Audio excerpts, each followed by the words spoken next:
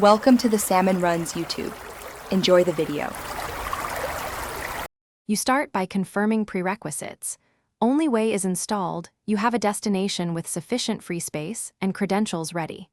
Once done, enable the add-on and choose the storage target, local, NAS, or cloud, because permissions and latency influence reliability.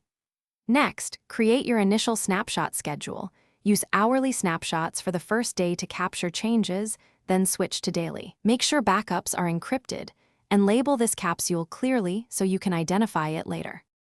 Now configure precisely what the time capsule will capture and why exclusions matter. Include critical folders and exclude caches to save space. Once configured, set retention rules. This prevents storage bloat. Keep hourly snapshots for 48 hours, daily for 30 days, and monthly for a year as a baseline. Then tune performance. Apply bandwidth limits and lower CPU priority during business hours so the system stays responsive. Finally, validate a small test snapshot to confirm files and permissions are preserved. Finish by executing a full test restore to a sandbox so you verify the capsule actually recovers what you need.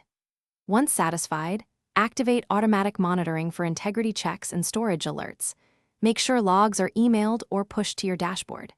If a snapshot fails, re-authenticate the storage account first. Many issues stem from expired tokens. Then verify network connectivity and permissions, and free up space if needed. Keep a single troubleshooting tip in mind.